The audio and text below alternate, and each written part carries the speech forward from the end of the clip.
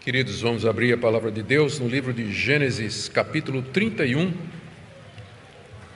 e nós iremos do verso 22 até o versículo 55. Passagem extensa, nós iremos lendo à medida que a exposição prossegue. Deixe aberta a sua Bíblia, vá acompanhando a exposição da palavra de Deus. Gênesis 31, de 22 a 55.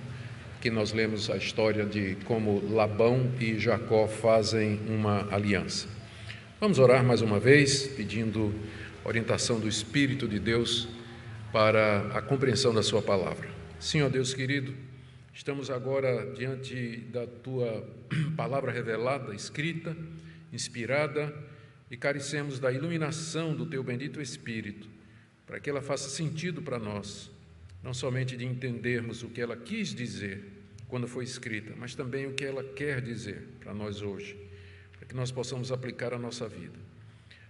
Oramos também pelos nossos filhos que estão agora recebendo instrução na linguagem apropriada, que o Senhor esteja com as professoras e professores também, para que seja um instrumento Teu na vida dos filhos da aliança. É o que nós te pedimos, em nome de Jesus. Amém. Queridos, uma das promessas que Deus fez a Jacó, quando ele fugiu de Canaã do seu irmão Esaú, foi de que haveria de protegê-lo onde quer que ele fosse.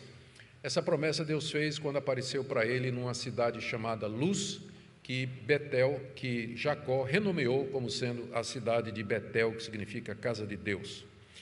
Jacó, além de estar fugindo do seu irmão Esaú, ele estava indo procurar uma esposa de entre a sua parentela, dentro da família da aliança, quando Deus então lhe aparece e promete não só abençoá-lo nisso, mas fazê-lo prosperar e trazê-lo de volta para a terra de Canaã, já que Jacó era o herdeiro da promessa que Deus havia feito a Abraão e Isaque, de que aquela terra seria deles e dos seus descendentes. Jacó chega em Padã Arã, os irmãos lembram da história, acaba casando com Raquel e Lia, duas irmãs, tem 11 filhos e uma filha, forma um numeroso rebanho e agora entendeu que estava na hora de voltar para casa. Ele compartilhou a decisão de fazer isso com Raquel e Lia, que voluntariamente se dispõem a acompanhar o marido, deixando a casa do pai e ir morar nessa terra desconhecida para elas. Então, Jacó aproveita uma ocasião em que Labão está ausente, ele está tosqueando as suas ovelhas, e foge com sua família, os seus rebanhos, os bens e tudo que ele tinha adquirido durante os anos que ele passou servindo a Labão ali em Padã Arã. E ele desce, vai para o sul, no rumo de Canaã, para a casa do seu pai. Hoje nós veremos como ele foi perseguido pelo sogro, o sogro foi atrás, não deixou barato, e que alcançou Jacó nas montanhas de Gileade, mas pela intervenção de Deus, acabou numa aliança de paz. Nosso objetivo, então, é expor essa passagem e, no final, fazer algumas aplicações para nós. Então, a passagem começa com o relato da perseguição de Labão a Jacó e como Labão o encontra nos montes de Gileade, verso 22 a 25. No terceiro dia, Labão foi avisado de que Jacó ia fugindo. Reuniu seus parentes e saiu no encalço de Jacó por 7 dias de viagem e o alcançou nos montes de Gileade. De noite, porém, Deus veio em sonhos a Labão, o arameu, e lhe disse: cuidado, não fale a Jacó nem bem e nem mal. Labão foi avisado da fuga de Jacó, diz aí no verso 22, 3 dias depois que ele já tinha dado no pé. E Jacó levou 3 dias porque Labão estava foi a distância que ele estabeleceu entre os seus rebanhos e o rebanho de Jacó, 3 dias de distância. Ele mesmo tinha estabelecido isso e estava na época de tosquear as ovelhas, uma tarefa demorada que levava tempo. Jacó não avisou, não comunicou e simplesmente pegou tudo que tinha e partiu.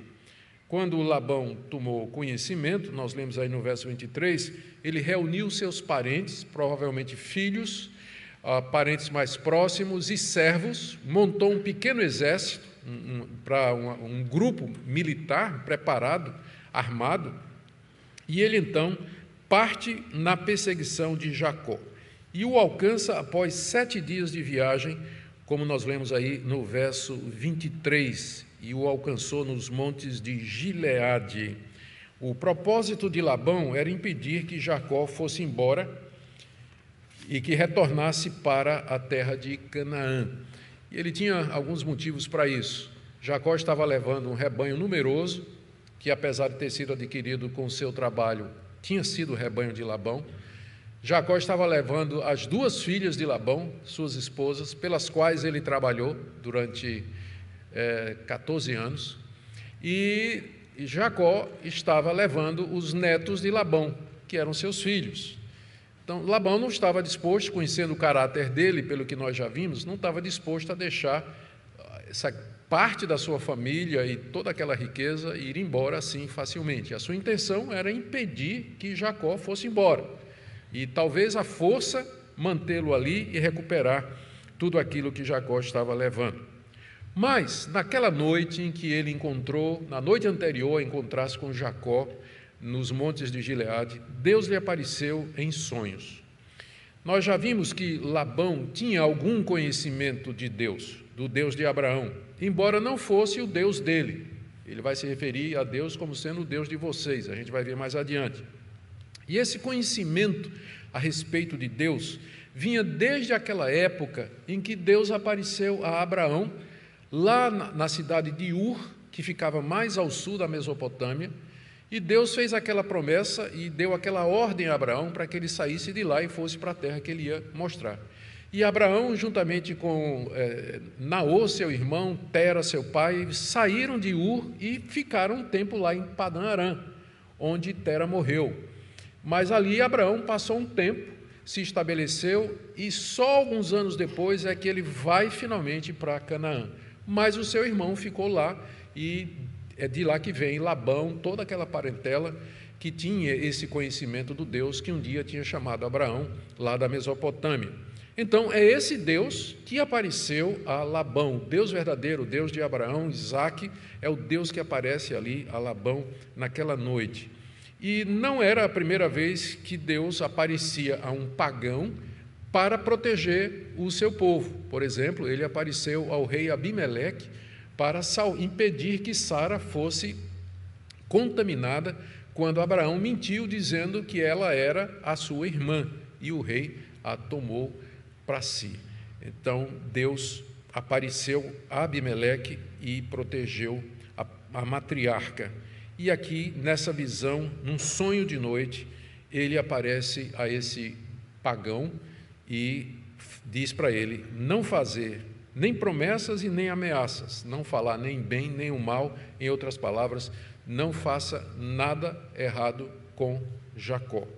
Deus soberanamente protegendo Jacó como ele havia prometido. Deus é Deus, Ele é Senhor. Nós devemos nos conscientizar do fato de que, muito embora Deus se revele de maneira especial, de maneira específica ao seu povo, Ele não deixa de agir na humanidade. A humanidade é a humanidade de Deus. Os seres humanos foram criados à imagem e semelhança de Deus. Então não devemos pensar que a ação de Deus é exclusiva na igreja.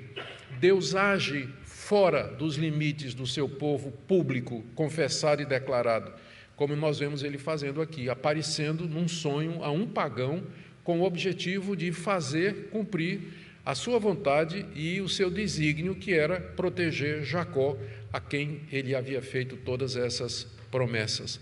É claro que a graça salvadora de Deus é somente revelada e dada àquele povo que ele amou e elegeu e predestinou antes da fundação do mundo. Muito bem, o texto diz aí no verso 25 que finalmente Labão se encontra com Jacó nos montes de Gileade. Diz aqui que ambos armaram as suas tendas naqueles montes. Se você olhar no mapa, Gileade fica do lado direito do rio Jordão, a leste do rio Jordão, para o lado do oriente, e já está em Canaã. a algumas centenas de quilômetros ao sul de Padã Arã, o que indica que Jacó estava fugindo, né? A coisa estava indo rápido, ele já estava em Canaã, Gileade já é dentro da região de Canaã. E ali naquela região de montanhas, Jacó armou sua tenda das suas mulheres, dos seus filhos e dos seus servos, e de repente, de noite, ou na manhã seguinte, quando chega lá, encosta Labão e arma também a sua tenda e dos seus servos ali na proximidade um do outro. A partir daí, o texto relata um diálogo, que é mais uma discussão entre os dois homens a respeito do que tinha acontecido. Quem fala primeiro é Labão, e ele tem 5 queixas contra Jacó, a partir do verso 26. Labão disse a Jacó: o que foi que você fez? Você me enganou, levou as minhas filhas como se fossem prisioneiras de guerra. Por que você fugiu em segredo e me enganou e não me disse nada? Eu o teria despedido com alegria, com cânticos, com tamborins e com harpa. E por que não permitiu que eu beijasse meus netos e minhas filhas? Nisso você agiu como um tolo. Tenho em minhas mãos poder para fazer mal a vocês, mas ontem à noite o Deus do pai de vocês me falou e disse: cuidado, não fale a Jacó nem bem nem mal. E agora que você partiu de vez, pois está com saudades da casa de seu pai, por que roubou os meus deuses? São 5 queixas que ele tem aqui contra Jacó. A primeira é que ele havia raptado as suas filhas, Lia e Raquel, e as tinha levado como prisioneiras de guerra. É o que nós lemos aí no verso 26. O que é que você fez? Você me enganou, levou minhas filhas como se fossem prisioneiras de guerra. Não é verdade. Nós lemos a história que está relatada na perícope anterior. O que aconteceu é que ambas partiram de livre e espontânea vontade. Elas, na verdade, estavam iradas e ressentidas com o pai, porque o pai as vendeu e o dote que devia ser delas, o pai gastou. Então, elas não tinham mais herança nenhuma, não tinham expectativa nenhuma com o pai.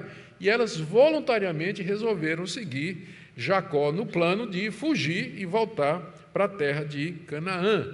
Aqui nós vamos ver, nós estamos diante de um dos discursos mais cínicos da Bíblia.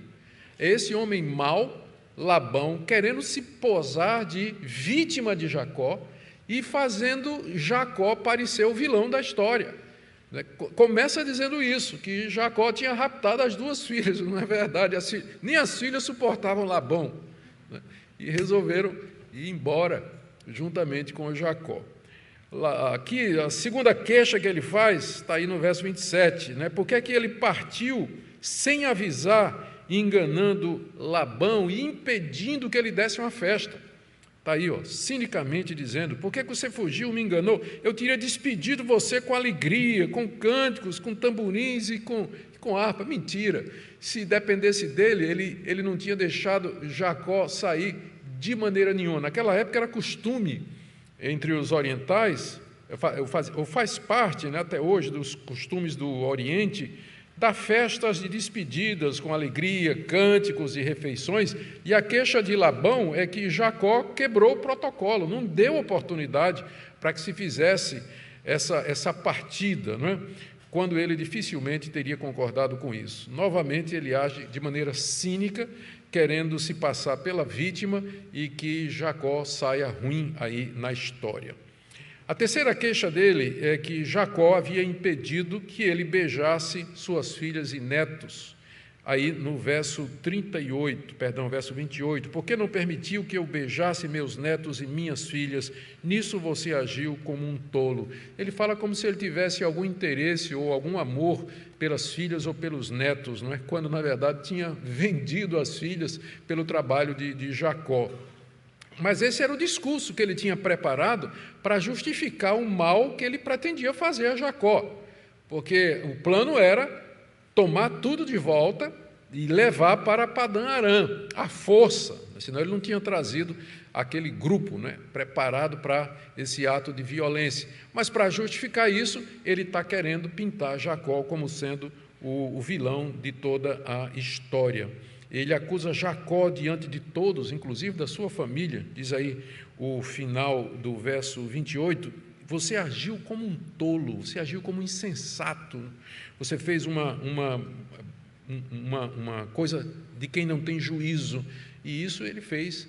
Labão faz essa acusação diante da família do próprio Jacó. A quarta queixa é que ele vinha disposto a fazer o mal, mas Deus não deixou. Está aí no verso 29. Eu tenho em minhas mãos o poder para fazer mal a vocês, mas ontem à noite o Deus do pai de vocês me falou e disse, cuidado, não fale a Jacó nem bem nem mal. Talvez Labão tenha vindo, como eu disse, disposto a matar Jacó e recuperar pela força as suas filhas, netos e riquezas, mas aquela visão que ele teve na noite anterior o fez temer e tremer, e ele desistiu do seu plano de fazer algum mal a Jacó, porque ele percebeu que ele era protegido do Deus de Abraão e do Deus de Isaque, que ele não reconhecia como sendo o seu Deus, porque ele diz aqui, o Deus do pai de vocês. Então está se referindo a Abraão e a Isaque, mas não era o Deus de Labão. E nós já vimos na passagem anterior que Labão havia percebido que tudo que Jacó fazia prosperava. E ele disse que, através de adivinhação, ele tinha percebido que era porque Deus estava com ele. Então, Labão tinha consciência de que Jacó era protegido do Deus de Abraão e de Isaque, o Deus verdadeiro, o Deus poderoso para agir contra ele, caso ele tocasse em Jacó. Então, essa aparição de Deus, essa visão que Deus lhe deu em sonhos, serviu para ele aquietar o coração e restringir o mal que ele havia já propositado fazer. E a quinta queixa, e talvez a razão mais séria pela qual ele veio atrás de Jacó, é: se Jacó já tinha um Deus, por que roubou os deuses dele? Está aí no verso 30. E agora que você partiu de vez, pois está com saudades da casa de seu pai, por que roubou os meus deuses? Nós vimos na mensagem anterior que na hora de ir embora, aproveitando que Labão estava fora, Raquel, a filha mais nova, entrou na tenda do pai e roubou as imagens, no hebraico terafins, que significam ídolos, imagens representativas de deuses pagãos, que eram feitas para uso religioso. Não era como enfeite ou lembrança cultural, qualquer outra coisa, mas eram ídolos feitos para fins religiosos. E era provavelmente esses deuses que Labão consultava para fazer adivinhação, bruxaria, feitiçaria. Era um pagão, não é? Era um homem que tinha muitos deuses. Raquel, sua filha, aproveitando a ausência dele, entrou na tenda, pegou aqueles deuses, deviam ser imagens pequenas, deve ter colocado num saco e levou embora na bagagem, sem dizer nada a Jacó. Jacó não sabia que Raquel tinha roubado os deuses do pai dela. A gente especulou, porque o texto aqui não traz nenhuma, até agora, o texto não traz nenhuma dica de por que ela tenha feito isso. Ela podia ter feito isso por conta do valor financeiro, os ídolos eram feitos de metal precioso, ouro, prata, alguma coisa, e ela pensou talvez em alguma compensação, já que o pai tinha gastado tudo que era dela. Ou talvez ela supersticiosamente imaginava que se tirasse aqueles deuses, o pai não tinha como adivinhar em que direção Jacó tinha ido. E talvez para proteger o marido, ela vai lá e tira aqueles deuses, não é? Existe uma possibilidade muito remota de que ela tinha tirado os deuses porque ela também era idólatra. Mas nós vamos ver mais adiante uma evidência muito clara de que não é esse o caso. Provavelmente é alguma dessas duas primeiras possibilidades que eu mencionei. O fato é que Labão, ao ser avisado de que Jacó tinha fugido, deve ter voltado para casa para consultar os deuses, para que direção ele tenha ido, e viu que os deuses tinham ido embora. Onde estão os meus? E a primeira conclusão que ele chegou foi que quem é que está faltando? Jacó. Então, Jacó foi embora, levou minhas filhas, levou meus netos, levou meu gado e ainda levou meus deuses. Então, talvez essa tenha sido a razão principal pela qual ele fez essa longa viagem de 10 dias para alcançar Jacó. Por que é que você roubou os meus deuses? Veja que visão, não é? A visão politeísta, a visão idólatra, deuses que podem ser roubados, deuses que podem ser escondidos e podem desaparecer de repente assim, sem mais nem menos. Ele diz aqui que entendia até que Jacó, ele entendia que Jacó estava com saudade de casa e queria voltar para casa, onde lá ele adoraria o seu Deus, mas ele tinha que roubar os deuses de Labão. Bom, essas são as acusações desse homem mau, desse homem perverso, malicioso, sutil e enganador. E ele é a figura do ímpio no mundo em que nós vivemos. Pessoas que disfarçam as suas verdadeiras intenções com discurso bonito, retórica bonita. Políticos fazem isso aqui direto. O discurso é bonito, querem o bem, querem a paz, né? Se fazem de vítima, de ataque, de conspirações, mas no fundo são homens ímpios que estão atrás. Eu não estou generalizando, estou dizendo que existe. E eles querem os seus próprios interesses, estão buscando no final o seu próprio interesse, não se interessam pelas pessoas, mas com aquilo que eles podem ganhar com as pessoas, com proveito pessoal, ganho próprio que elas podem ter através da manipulação das pessoas. O crente, ele não pode ser tolo, ele tem que levar a sério aquilo que nós professamos, que é a doutrina da depravação total, da corrupção da natureza humana. O homem é mau por natureza, ele é inclinado ao engano, à mentira, à falsidade, ele vive para servir a si próprio e aos seus interesses, e ele disfarça isso muito bem. Ele aprende desde cedo a ocultar as verdadeiras intenções, mas nós devemos ser sábios nesse ponto, devemos crer na palavra de Deus. Existe bondade nos seres humanos, mas ela não é uma bondade absoluta, nem prevalece sempre contra a corrupção do coração. Portanto, a gente sempre deve estar alerta, deve ter sabedoria, como o próprio Jesus Cristo disse, que nos enviava como ovelhas no meio de lobos. Portanto, deveríamos ser simples como as pombas e prudentes como as serpentes, porque nós estamos num mundo caído, e Labão é um perfeito representante da humanidade que não conhece o verdadeiro Deus. Agora vem a vez de Jacó falar, que vai do verso 31 até o verso 35, e são basicamente dois argumentos que Jacó oferece inicialmente. Jacó respondeu, verso 31, Jacó respondeu, porque tive medo. Ele está respondendo a pergunta, por que você fugiu? Por que você saiu? Você não me avisou, não fez nada? Porque tive medo. Pensei assim, para que não aconteça que me tome à força as suas filhas, que seja morto aquele com quem o Senhor achar os seus deuses. Na presença de nossos parentes, verifique o que pertence ao Senhor, e se estiver comigo, pode levar embora. Acontece que Jacó não sabia que Raquel os havia roubado. Labão entrou na tenda de Jacó, olha o clima que o autor aqui está criando, né?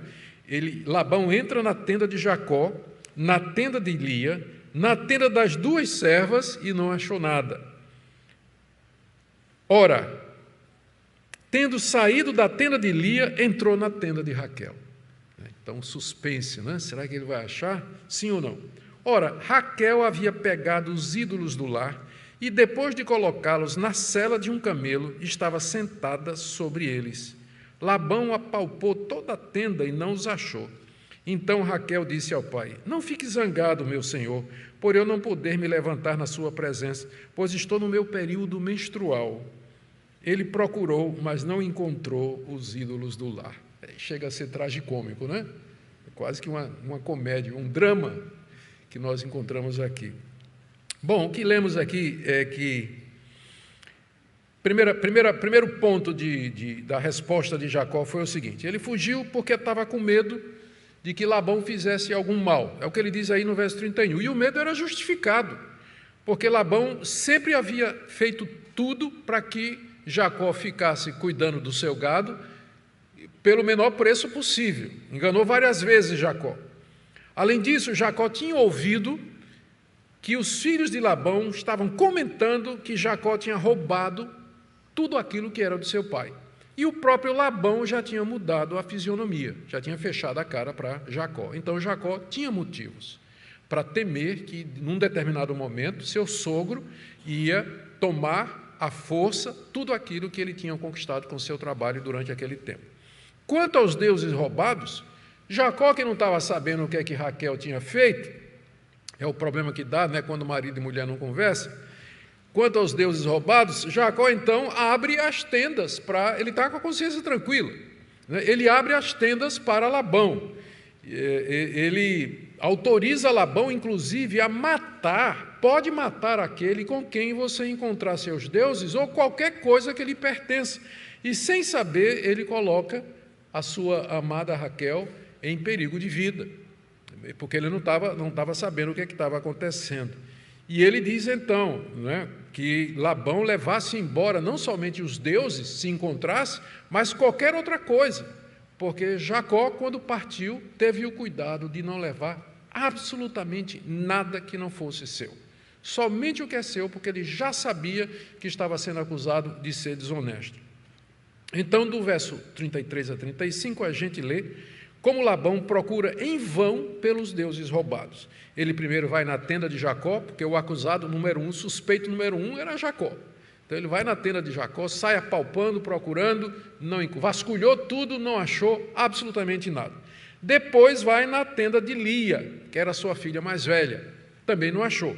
Depois vai na tenda das concubinas, Zilpa e Bila, mas também não achou. E finalmente chega na tenda de Raquel. Onde estava, não é? É lá na tenda de Raquel. Quando ele entra na tenda de Raquel, encontra a filha mais nova sentada em cima de uma sela de camelo. E ela tinha escondido os ídolos ali. Ela estava sentada literalmente sobre os ídolos. E só essa atitude dela de sentar sobre as imagens já demonstra que ela não tinha um respeito religioso pelas imagens, porque se tivesse, ela jamais faria esse tipo de coisa, não é? Ela não faria isso. Era costume no Oriente os jovens se levantarem na presença dos idosos, especialmente os filhos diante da presença dos pais. E ela se justifica que não levantou, e aqui a gente não sabe se ela estava dizendo a verdade ou não, mas ela justifica que não ia se levantar, porque ela estava no período menstrual. A lei de Moisés, séculos depois, iria estabelecer que uma mulher que estivesse com fluxo de sangue no seu período mensal, aonde ela sentasse, aquele lugar onde ela sentou era considerado impuro. E se alguma pessoa tocasse ou sentasse no mesmo lugar, aquela pessoa ficava impura também. Era uma das impurezas da lei cerimonial, a impureza causada pelo fluxo de sangue.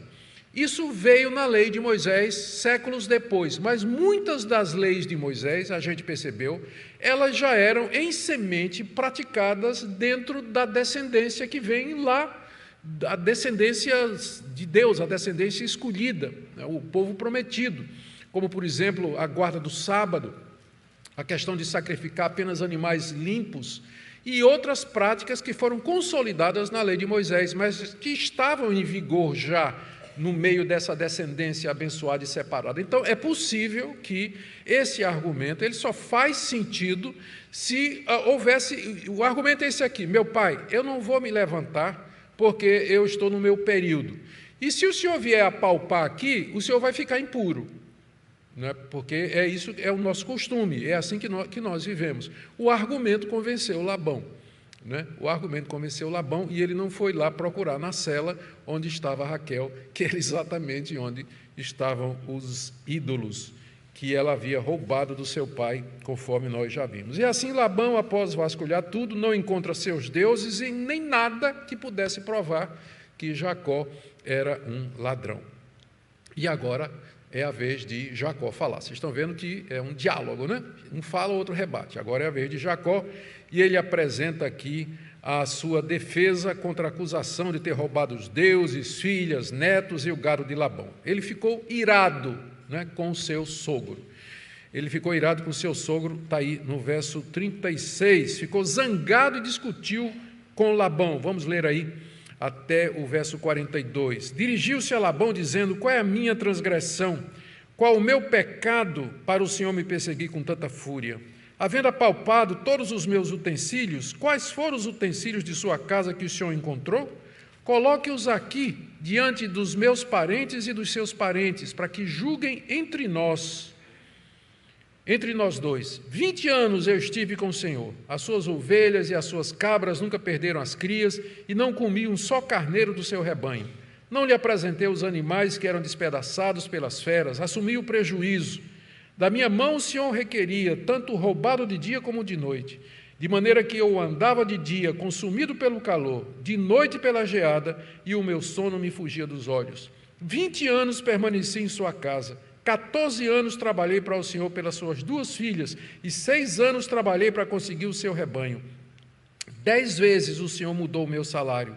Se não fosse o Deus de meu pai, o Deus de Abraão e o temor de Isaque, por certo o Senhor me despediria agora de mãos vazias. Mas Deus viu o meu sofrimento e o trabalho das minhas mãos, e ontem à noite ele repreendeu o Senhor.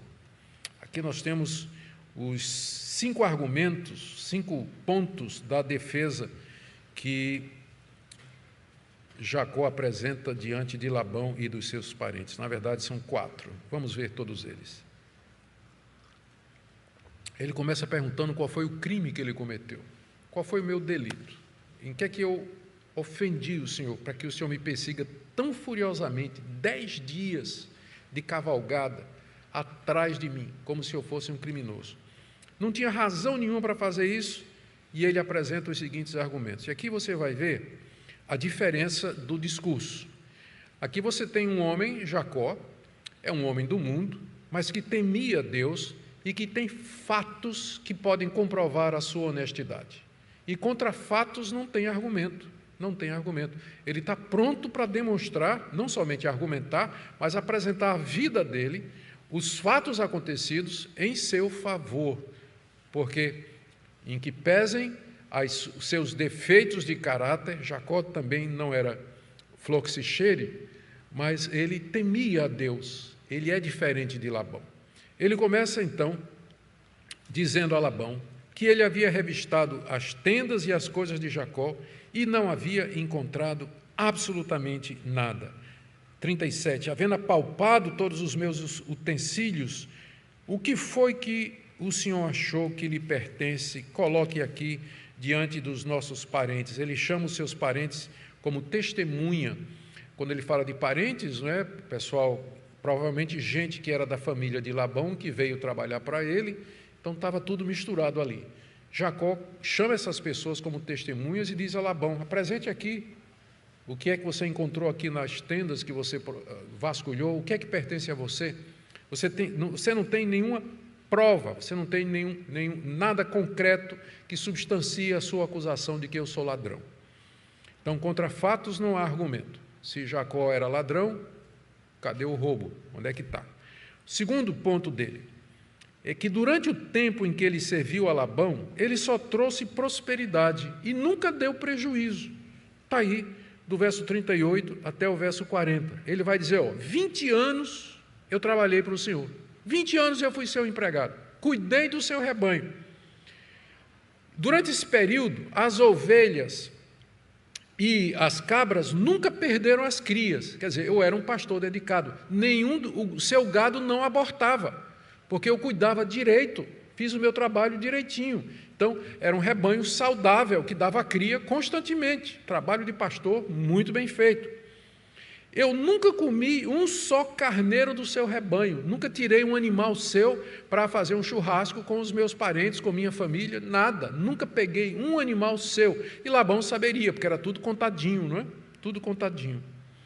E tem mais, ele diz, olha, não lhe apresentei os animais que foram despedaçados pelas feras, assumi o prejuízo. No Antigo Oriente, e isso a gente encontra, inclusive, no famoso Código de Hammurabi, que é um texto muito antigo, tem lá essa regulamentação, que se o pastor, se uma fera tomar um animal do rebanho, o pastor leva a carcaça e apresenta ao dono, como prova de que o animal foi devorado. Se ele não apresentar, ele vai ter que pagar pelo animal.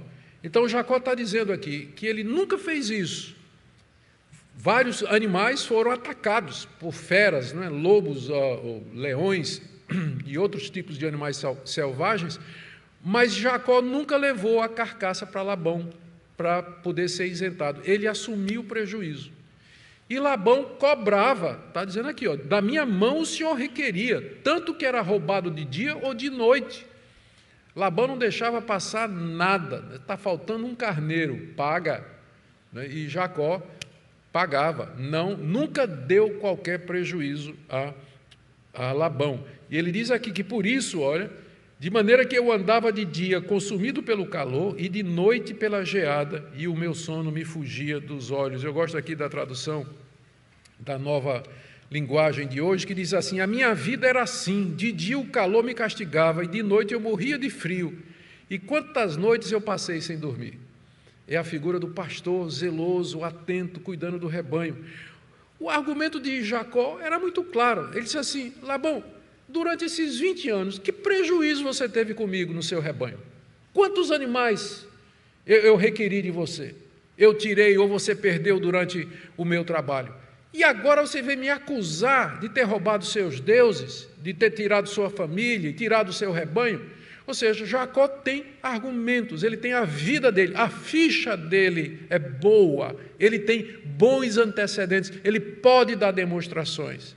É por isso que a Bíblia diz que não é só importante você ser justo diante de Deus, mas você também tem que parecer justo diante dos homens. Você não pode simplesmente usar o argumento: Deus sabe da minha inocência. Sim, Deus sabe da sua inocência, mas se você é inocente, se você é sincero, se você é honesto, demonstre isso. Tenha provas disso, tenha fatos que comprovem a sua honestidade. Porque uma hora ou outra você vai ser questionado, pode ser questionado. E não vai adiantar você dizer assim: Deus sabe que eu não fiz isso. Então, Jacó está fazendo o que é certo aqui. Ele está apresentando os seus antecedentes, não é? Criminais, dizendo assim: eu nunca fiz nada. Ficha limpa, completamente limpa, nunca lhe dei prejuízo de nada. O terceiro argumento dele está aí no verso 41. É que ele havia trabalhado duramente por tudo aquilo que ele tinha, em acordo que tinha feito com o próprio Labão. Verso 41, 20 anos permaneci em sua casa, 14 trabalhei pelas filhas, 6 pelo rebanho, e 10 vezes o Senhor mudou o meu salário. Ele sofreu durante esse tempo, né, que ele serviu, foram 20 anos de serviço. O seu patrão, Labão, seu sogro, 10 vezes enganou e mudou o salário. Talvez um número que não é exato, né? Uma maneira de dizer muitas vezes. Não é?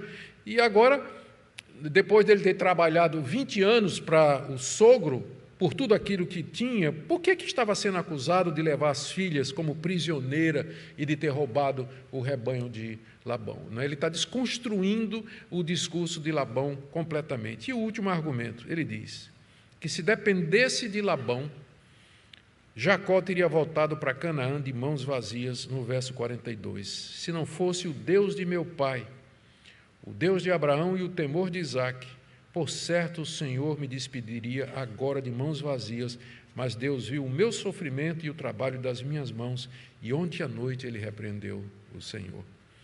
Apesar de Jacó ter trabalhado duro e cumprido todos os contratos que ele fez com o sogro, Labão não lhe deixaria partir com aquilo que ele tinha adquirido com o seu trabalho. Mas Deus veio em socorro de Jacó, como o próprio Labão admitiu no discurso anterior, numa visão de noite. Veja como Jacó se refere a Deus como sendo o Deus de Abraão, o Deus a quem seu pai Isaque temia, ou seja, o temor de Isaque. O temor aqui não é medo, mas é um temor reverente, é um respeito amoroso, um amor respeitoso que nós temos para com Deus. Deus, Jacó diz aqui, o havia acompanhado durante aqueles 20 anos e tinha visto o seu sofrimento, a sua lealdade, e agora veio protegê-lo de sofrer prejuízo na mão do seu sogro Labão, aparecendo a ele na noite anterior e advertindo. Caminhando para o fim agora, nós temos a aliança que eles fizeram. Finalmente, os dois chegaram a esse ponto aí. A aliança está do verso 43 a 55. Então Labão respondeu a Jacó: as filhas são minhas filhas, os filhos são meus netos, os rebanhos são meus rebanhos, e tudo que você está vendo é meu. Que posso fazer hoje a essas minhas filhas ou aos filhos que elas deram à luz? Venha, pois, e façamos uma aliança, eu e você, que sirva de testemunho entre mim e você. Então Jacó tomou uma pedra e a erigiu como coluna. E disse aos seus parentes: ajuntem pedras. Eles foram ajuntar pedras e fizeram um montão ao lado do qual comeram. Labão deu-lhe o nome de Jegar-Saaduta, mas Jacó lhe chamou Galeede. Labão disse: seja hoje esse montão de pedras por testemunha entre mim e você. Por isso foi chamado de Galeede e Mispa, pois Labão disse: que o Senhor vigie entre mim e você, e nos julgue quando estivermos separados um do outro. Se você maltratar as minhas filhas e tomar outras mulheres além delas, não estando ninguém conosco, lembre-se de que Deus é testemunha entre mim e você. E Labão continuou: eis aqui esse montão de pedras e esta coluna que levantei entre mim e você. Seja o montão testemunha e seja a coluna testemunha de que para mal não passarei para o lado de lá do montão, e você não passará para o lado de cá do montão e da coluna. O Deus de Abraão, o Deus de Naor, o Deus do pai deles, julgue entre nós. E Jacó jurou pelo temor de Isaque, seu pai. E Jacó ofereceu um sacrifício na montanha e convidou seus parentes para uma refeição. Eles comeram, passaram a noite na montanha, e na manhã seguinte Labão se levantou de madrugada, beijou os netos, filhas, e os abençoou, e partindo, voltou para sua casa. E aqui ele nunca mais é citado na Bíblia.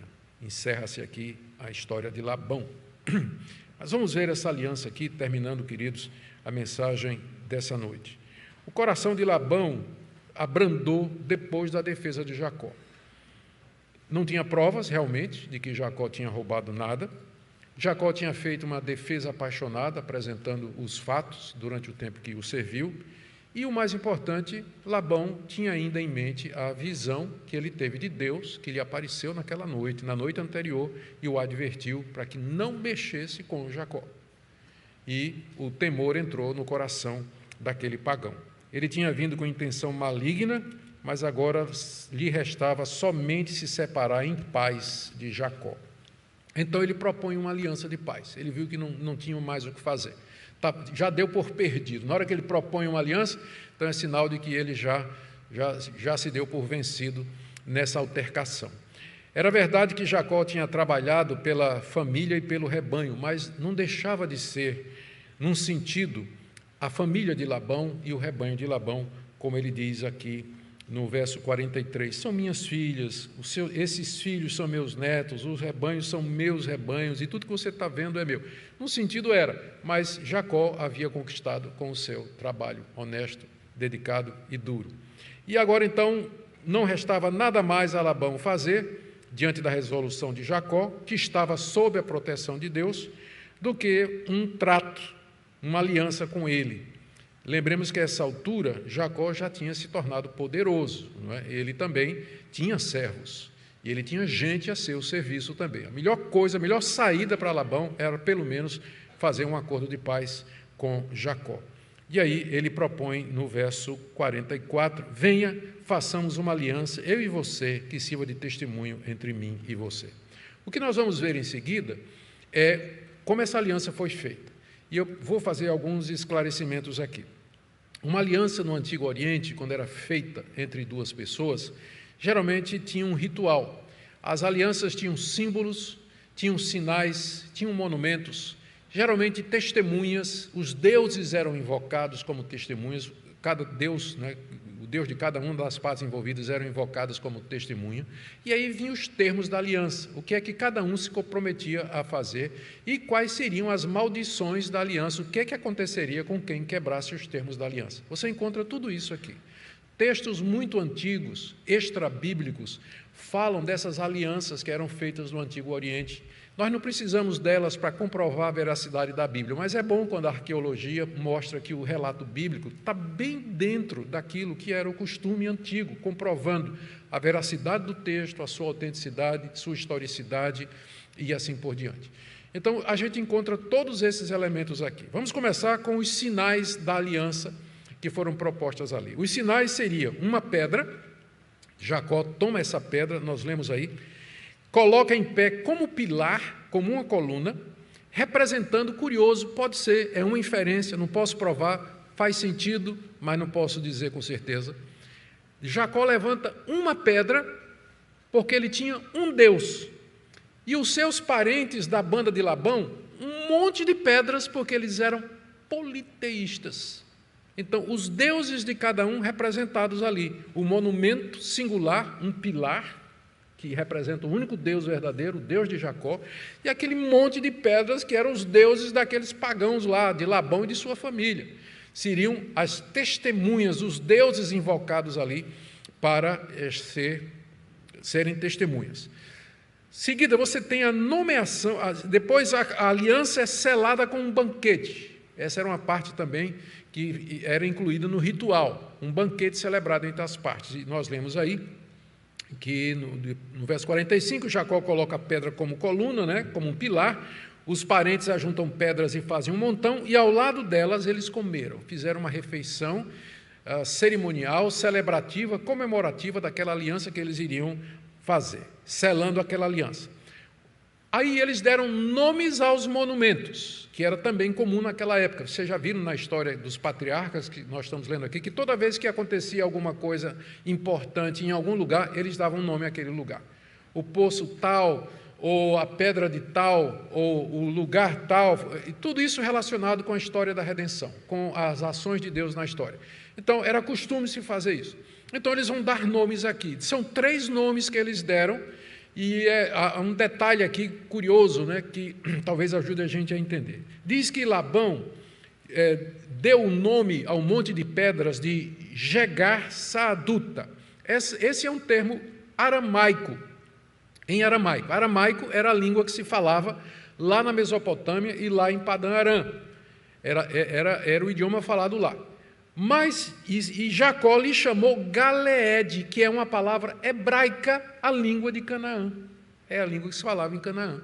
Então, significa a mesma coisa, um monte que serve de testemunho. Tanto Jegar Saaduta quanto Galeede significam isso, mas só que um é aramaico e o outro é hebraico. Com isso, Jacó como que dizendo, essa terra é minha e a língua que vai se falar aqui é a minha língua.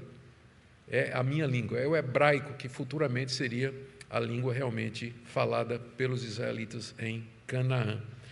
E Labão deu mais um nome, que foi o nome de Mispa, dizendo, Mispa significa vigia, que Deus vigie, ou que Deus veja.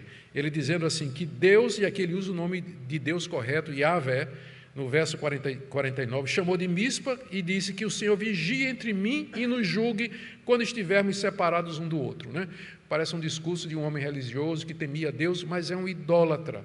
Deus era apenas mais um Deus para ele, entre os muitos deuses que ele servia. E ele invoca o Deus de Jacó como testemunha para que Deus vigie entre os dois, para que os dois cumpram os termos da aliança. E agora a gente chega nos termos da aliança. O que é que a aliança consistia? Até agora é só Labão que está falando, né? Ele está estabelecendo. E Jacó, que ganhou, né? É o jus esperneandi, né? O perdedor pode espernear à vontade. Jacó ganhou, ele está tranquilo. E Labão está lá dando os termos lá da aliança, né? Então, os termos da aliança foi esse. Primeiro, Jacó não deveria maltratar as filhas de Labão, verso 50. Ele diz aqui, se você maltratar minhas filhas, tomar outras mulheres, além delas, não estando ninguém conosco, lembre que Deus é testemunha entre mim e você. Então, ele aqui está protegendo, está querendo proteger as suas filhas, né? Dizendo, olha, essa pedra está aqui. Ela é um símbolo de que Deus está vigiando você se você humilhar minhas filhas. Você não pode tratá-las mal, e você não pode casar com mais mulheres, porque você iria, então, humilhar as minhas filhas. Então, isso faz parte do trato, e, de fato, Jacó cumpriu esse trato, sim. A segunda parte era mais uma questão militar. Labão diz que não passaria para as bandas de Canaã para fazer mal a Jacó, e Jacó, igualmente, não passaria para Padã Arã para fazer mal a Labão. Aqueles monumentos, a coluna e o monte de pedras, eles marcavam o limite para os dois homens. Dali para o norte, Padã Arã, território de Labão. Dali para o sul, Canaã, território de Jacó. Um não passaria para o território do outro com intenções de guerra, mas seria um tratado de paz. E com isso, Labão se protege porque ele sabe que Jacó se tornou poderoso e ele podia ter medo que um dia desse Jacó resolvesse voltar para Padã Arã e tomar tudo aquilo que é seu. Jacó teria condições de fazer isso. E Jacó, o juiz e testemunha da aliança, seria o próprio Deus, que é citado várias vezes aqui. E, finalmente, Jacó termina jurando concordar com os termos da aliança no final do verso 53. E Jacó jurou pelo temor de Isaque, seu pai. Enquanto que Labão estabeleceu todos os termos, Jacó simplesmente, no final, diz: eu concordo, eu juro, eu vou prometer, eu vou cumprir isso que está sendo feito. A aliança estava feita. E aí, então, Jacó oferece um sacrifício na montanha, verso 54, sacrificou ao verdadeiro Deus, um sacrifício conforme os ditames da religião que já havia sido revelada, convida os parentes para fazer uma refeição, Labão estava incluído, eles comem, passam a noite na montanha e na manhã seguinte Labão vai embora com seu pequeno exército e eles se separam em paz. E agora, como nós vamos ver em seguida, vem aquilo que Jacó mais temia, o encontro com seu irmão Esaú, que nós vamos ver no próximo domingo, se Deus permitir. Mas agora vamos terminar. O que os israelitas, ouvindo essa história contada por Moisés, o que é que eles aproveitariam? Como isso seria de instrução para eles? O primeiro, óbvio, é que o Deus de Israel, o Deus deles, era o Deus de todos os povos. Era o Deus que estava acima de todos os povos, e que todos os habitantes da terra estão submissos e debaixo da sua autoridade, que Deus governa e que Deus comanda a vida aqui nesse mundo, e que não existe pessoa nenhuma que está fora da sua autoridade e do seu poder. Ele apareceu ao pagão Labão quando quis, para proteger o seu povo escolhido, a descendência bendita. Os israelitas, portanto, não deveriam temer os deuses dos povos cananeus que eles iriam conquistar em breve, do outro lado do rio Jordão. Eram deuses falsos. A figura, aqui para mim é icônico, a figura de Raquel menstruada, sentada sobre os deuses pagãos, mostra o ridículo da idolatria, o ridículo dos ídolos. Não é? A mulher menstruada sentada em cima.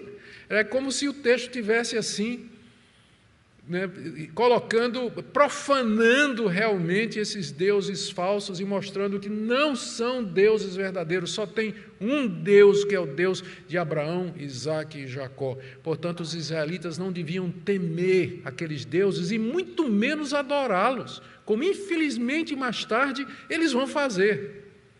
Mas é essa a advertência aqui, são falsos deuses. O Deus verdadeiro estava o tempo todo no comando da história, E é a ele somente que deveria temer.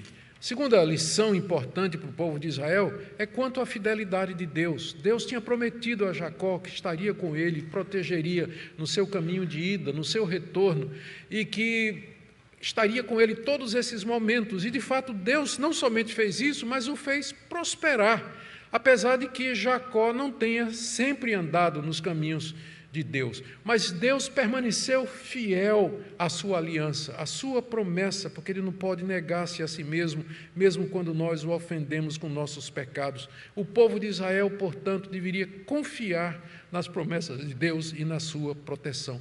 Isso, é claro, nunca foi e não é na Bíblia motivo para as pessoas viverem no pecado, mas para viverem uma vida de gratidão a Deus, uma vida de amor, submissão e regozijo. Para nós são tantas coisas aqui, eu peguei 4 pontos aqui. Primeira delas aqui, a gente quando lê essa história e vê a importância de alianças e de pacto, tudo aqui gira em torno de aliança. A aliança de Deus com Jacó, que o leva a interferir e proteger, a aliança de Labão com Jacó, que é um tratado de paz entre os homens, tudo isso aponta para a fidelidade de Deus à sua aliança para conosco. Deus tem uma aliança conosco, Deus é o Deus da aliança, nós somos o povo da aliança de Deus em Cristo Jesus, nosso representante que assumiu nossa culpa, cumpriu os termos da aliança por nós, de maneira que Deus se agrada em nos proteger, em nos livrar, Podemos confiar nesse Deus nos momentos mais difíceis, nos momentos de angústia, de dor, de sofrimento. Esse Deus não pode negar a si mesmo. Vejam como ele protegeu Jacó, mesmo que Jacó não era reto diante de Deus o tempo todo, mas a misericórdia e a compaixão de Deus. Então, é pela graça, não é por sua causa, não é pelo seu mérito, não é porque você é alguma coisa,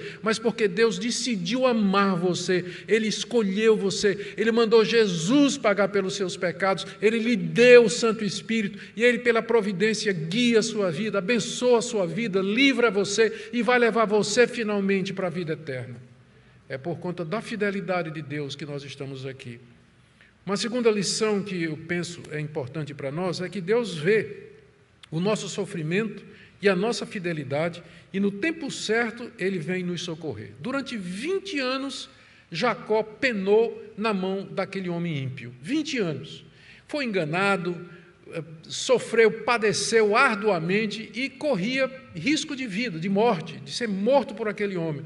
Mas, finalmente, depois de 20 anos, provada a fidelidade de Jacó, Deus aparece e, sobrenaturalmente, soberanamente, intervém para resgatá-lo e para salvá-lo. Esse é o nosso Deus. Ele tem meios pela sua providência, Ele tem todos os recursos do mundo, por isso nós nunca deveríamos desanimar, nunca deveríamos desistir. Deus sabe o tempo certo em que Ele virá em seu socorro e Ele vai responder à sua oração. Terceira lição para nós, já toquei nesse ponto, acho que é importante repetir. Lembremos que os homens maus, eles disfarçam suas reais intenções com linguagem de amor, respeito e cuidado pelos outros.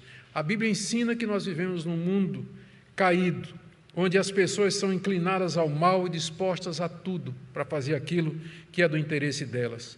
Não sejamos, portanto, tolos inocentes, mas espertos e sábios, lembrando, e aqui é o nosso consolo, que Deus tem domínio e poder sobre os homens maus. Deus pode restringi-los, como Ele restringiu Labão. Labão vinha para fazer o mal a Jacó, mas Deus apareceu e disse, você não vai fazer isso. Deus restringiu o mal, esse é o nosso Deus, Ele faz isso hoje. Quantas coisas, de quantas situações Deus já nos livrou, das quais a gente não está nem consciente, restringindo o coração de homens perversos, de pessoas más, que procuram o mal do seu povo, mas que Deus, como fez com Labão, disse, você não vai fazer mal ao meu povo, ao meu escolhido Jacó. Esse é o nosso Deus, que domina nesse mundo mal e que guia a história conforme os seus propósitos. E, por fim, queridos, uma lição prática para nós. Mesmo que a gente proceda de maneira correta, estamos sempre sujeitos a ser acusados e tratados como malfeitores, como Jacó foi. Apesar dos deslizes, Jacó, no geral, se comportou de maneira correta diante de Labão e de Deus, o que não impediu dele ser acusado injustamente pelo sogro. O que nos importa é proceder corretamente diante do Senhor e diante dos homens, para que as pessoas vejam as nossas boas obras e glorifiquem ao nosso Pai que está nos céus. Amém? Que Deus abençoe a vida de vocês, que vocês se regozijem, se alegrem, se fortaleçam nesse Deus que, mediante o Senhor Jesus, é gracioso para conosco, nós que somos o povo da aliança, a descendência de Abraão, Isaque e Jacó. Amém?